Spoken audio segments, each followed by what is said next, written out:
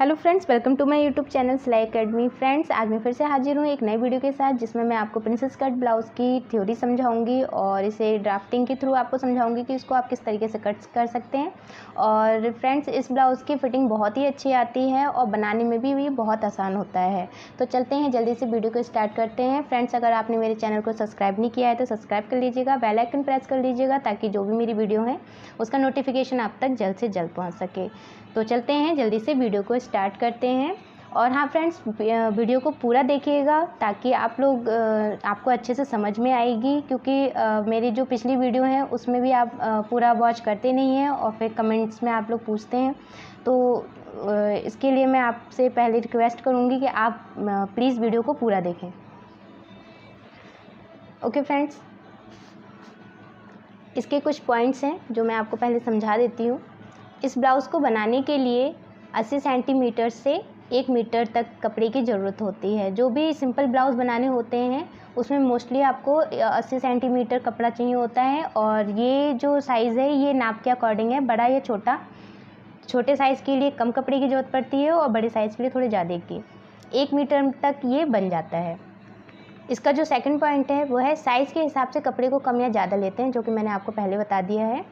इसका जो third point है, ब्लाउज़ के बैक पार्ट की कटिंग सिंपल ब्लाउज़ की तरह ही करते हैं, बट जो इस ब्लाउज़ का फ्रंट पार्ट होता है उसकी कटिंग कुछ अलग होती है। जैसे कि फ्रेंड्स, जो सिंपल ब्लाउज़ की कटिंग का वीडियो मैंने पहले अपलोड कर लिया है, आप उसको भी वॉच कर लीजिएगा। तो जो इसके बैक पार्ट की जो कटिंग होती है उसमें तो वो सिंपल ब्लाउज़ की ही तरह होती है सेम। और इसका जो फ्रंट पार्ट होता है बस उसमें ही एक कट लगाया जाता है, जो कि इसको प्रिंसेस कट का नाम दिया जाता है। ओके फ्रेंड्स, कटिंग करते टाइम नाप का खास ख्याल रखना होता है। हाँ, इस ब्लाउज़ को बनाते टाइम जब आप कटिंग कर रहे हो तो इसका मेज़रमेंट जो है उसको आपको बहुत अच्छे से ध्यान में रखना होता है, तब आप इसकी कटिंग कर सकते हैं। तो एक नाप की तरफ हम थोड़ा देख लेते हैं। तो मैंने एक ये नाप ले रखा है। ये नाप कुछ भी हो सकता है, इसमें चेंज हो सकते हैं, कम या ज़्यादा हो सकता है। तो आप इसमें देखिए, चेस्ट जो है इसका 34 है, कमर जो है इसकी वेस्ट यानी 28 इंच है, और जो गला है फ्रंट का वो 6.5 इंच है, और पीछे का जो गला है बैक साइड का वो 8.5 इंच है। इसमें जो डीपनेस होती है वो चाहे आप 11 भी रख सकते हैं, 10 रख सकते हैं, 9 तक रख सकते हैं। वो जो जिस हिसाब से पहनते हैं उस हिसाब से आप रख सकते हैं। और इसकी जो स्लीव्स है उसकी जो लेंथ है वो 6 इंच है, मोहरी जो है वो 12 इंच पर है, और जो आपकी ब्लाउज़ की तैयार लंबाई होगी वो 14 इंच की है। तो चलते हैं डायग्राम की तरफ। यहाँ पर मैंने एक बैक पार्ट जो बनाया है, बैक पार्ट की मैंने कटिंग का यहाँ पर डायग्राम तैयार कर रखा है। आप इसको देखिए, इस तरीके से जो भी हमारा कपड़ा आता है मार्केट से, तो उसे हमें लेंथ वाइज पहले रख कर फिर इसको हमें फ़ोल्ड करना है। एक फोल्ड जब हमारा ये हो जाता है, ये हमारे 2 लेयर में डिवाइड हो जाता है। तो ये जब मैंने बैक पार्ट में पहले तो मैंने यहाँ पर एक निशान लगाया है इस तरीके से। पहले हम लंबाई का निशान लगाएंगे, जो कि है 15.5 इंच, क्योंकि यहाँ पर 1.5 इंच की हमें फोल्ड करनी होती है, इसलिए हम जो तैयार लंबाई है उसमें 1.5 इंच हम एक्स्ट्रा जोड़ लेंगे, तो ये टोटल हो जाएगा 15.5 इंच। उसके बाद से अब हम आते हैं गले की तरफ। तो जो गला है इसकी जो बिड्थ होगी, यानी कि जो गला खुलेगा वो 2.5 इंच पर हमें खोलना है। फिर इसका हमें तीरे का निशान लेना है 3 इंच पर, जैसे सिंपल ब्लाउज़ में हमने किया है उसी तरीके से। और उसके बाद से बैक जो नेक है इसकी जो हम यहाँ पर आप देख सकते हैं 8.5 इंच है, तो इसमें 1/2 इंच हमें एक्स्ट्रा लेना है। गले का जो नाप है 9 इंच पर हम लगाएंगे, क्योंकि आधा इंच हमारा यहाँ पर एक्स्ट्रा दब जाता है। उसके बाद हम आर्म होल की कटिंग पे आते हैं। आर्म होल की जो कटिंग है वो 3 इंच यहाँ से हमने तीरे का निशान लिया है। उसके बाद से हमने यहाँ पे 6.5 इंच पर एक निशान लगाया है, और ये 6.5 जो है ये नॉर्मल ही आप किसी भी नाप में आप कटिंग करेंगे। और अगर 34 साइज़ से छोटा साइज़ है तो आप उस यहाँ पर 6 इंच का निशान लगाएंगे। आर्म होल जो होगा उससे कम हो जाएगा। ओके फ्रेंड्स, इतना आपको समझ में आ गया होगा।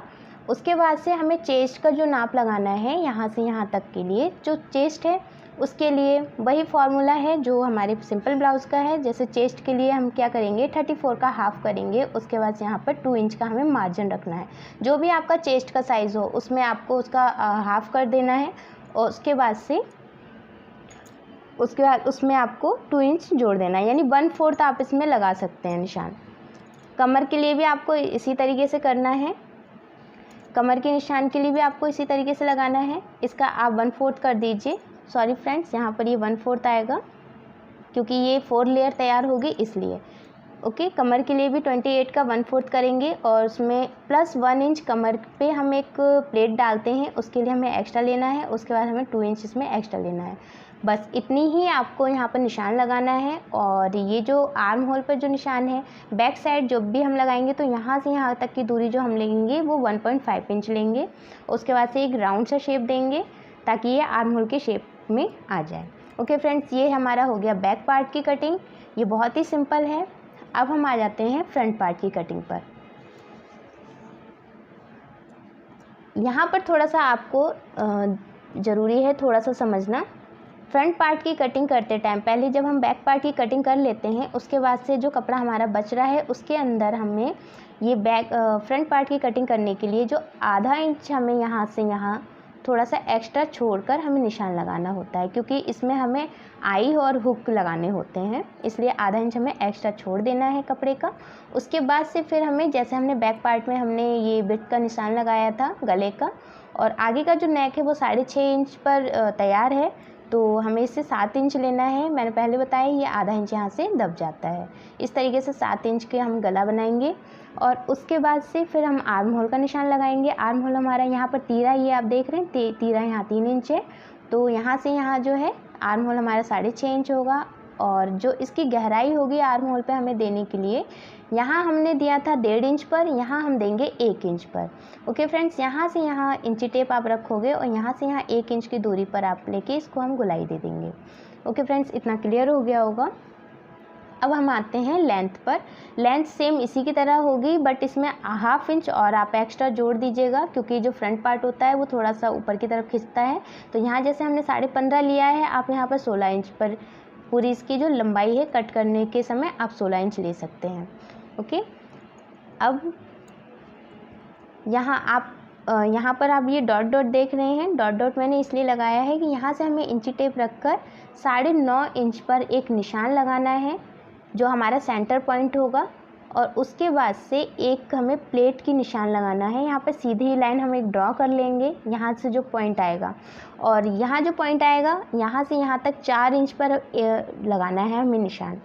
ओके फ्रेंड्स, इतना क्लियर हुआ आपको। उसके बाद से जब हम यहाँ पर प्लेट का निशान लगाएंगे तो यहाँ से हम एक, जैसे हमने यहाँ पर एक डॉट लगाया, उसके बाद से यहाँ पर एक सीधी सी लाइन बना दी। लाइन बनाने के बाद से यहाँ से आप देख रहे हो इसको राउंड सा शेप देते हुए हमें आर्म होल के, जहाँ पे ये बीच में हिस्सा आपको दिख रहा है, यहाँ तक हमें लेके जाना है। ये हमारा प्रिंसेस कट का निशान है। उसके बाद से जो हमने यहाँ निशान लगाया था, जो बीच में एक लाइन आ रही है, और यहाँ से यहाँ तक ये बीच में हमें 1.5 इंच का निशान लगा देना है। ये गैप जो हमें देना है वो 1.5 इंच का देना है। ओके, इतना आपको निशान लगा लेना है। उसके बाद से आपको ब्लाउज़ की कटिंग कर देनी है। जैसे कि चेस्ट के लिए मैंने पहले बताया है, यहाँ जो चेस्ट की कटिंग होगी सेम वैसी ही होगी। नाप का जो है 1/4 करके उसमें 2 इंच एक्स्ट्रा जोड़ेंगे। नीचे में जहाँ कमर का निशान आएगा वहाँ पर जैसे 28 है, उसका भी 1/4 करके यहाँ पर 1 इंच एक्स्ट्रा जोड़ के और 2 इंच एक्स्ट्रा इसमें हमें मार्जिन के लिए जोड़ के हमें निशान लगा देना है। तो ये हमारे फ्रंट पार्ट की कटिंग हो जाती है कंप्लीट। ओके फ्रेंड्स, अब इसमें मोस्ट इम्पॉर्टेंट पार्ट आता है स्लीव्स का। यहाँ तक आपको क्लियर हो गया होगा फ्रेंड। और ये स्लीव्स की कटिंग का ड्राफ्टिंग का जो वीडियो है वो मैं अलग से इसमें मैंने डायग्राम इसलिए बनाया है फ्रेंड्स कि कमेंट्स में आप लोगों को कम्प्लीटली आपको पता नहीं चलता है, तो इसमें मैं आपको अच्छे से समझाने की कोशिश करूँगी कि आपको समझ में आ जाए। बहुत ईजी सा तरीका मैं बताने जा रही हूँ। तो इस तरीके से कुछ हमारा ये डायग्राम है। यहाँ से हमने कपड़े को फोल्ड किया है। 2 पीस हमें लेने हैं आस्तीन के लिए। ओके फ्रेंड, जो भी हमारा कपड़ा बचता है ब्लाउज़ में, और इसकी जो कटिंग है वो मैं आपको पेपर पे करके ही भी बताऊँगी। तो उसको अब 2 पीस को हमने फोल्ड करना है। फोल्ड करने के बाद ये हमारा 4 लेयर में डिवाइड हो जाता है। उसके बाद से जो भी हमारा आर्म होल हमने यहाँ निशान लगाया है, आप देख रहे हैं यहाँ पर 6.5। तो पहले हमें ये देखना है, लंबाई भी हमें देखनी है कि हमें कितना लेंथ रखना है।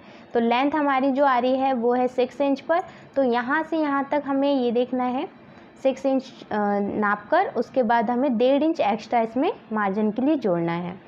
ओके, उसके बाद से जो हमने आर्म होल पे निशान लगाया 6.5 इंच पे, तो आप यहाँ से यहाँ तक आप पहले ये देख लीजिएगा 6.5 इंच कितना आ रहा है। उसके बाद से आप यहाँ से यहाँ 3 इंच आप मतलब इसे थोड़ा सा कम कर दीजिए, यहाँ से काटना नहीं है बट आप नाप लीजिए यहाँ से यहाँ। उसके बाद से 6.5 इंच आप ये देख लीजिए कि कहाँ तक आ रहा है। उसके बाद उसमें 1.5 इंच और जोड़कर एक निशान बना लीजिए। ये 1.5 इंच जो होगा ये हमारा एक्स्ट्रा मार्जिन होगा कपड़े को जोड़ने के लिए। ओके, उसके बाद से फिर हमने यहाँ से ये जो 3 इंच मैंने निशान लगाया है, और अगर 3 इंच भी आप ना लगाएं तो जो भी हमारा ये टोटल जो लेंथ आ रही है 6.5 के बाद से 1.5 जोड़ने के बाद से, इसका आप हाफ़ करने के बाद से इसको एक राउंड सा आप शेप दे दीजिए। इस तरीके से यहाँ से आप राउंड का शेप दे देंगे, और जहाँ पर 1.5 इंच आ रहा है वहाँ से इस तरीके से आप ये एक्स्ट्रा यहाँ तक निशान लगा देंगे।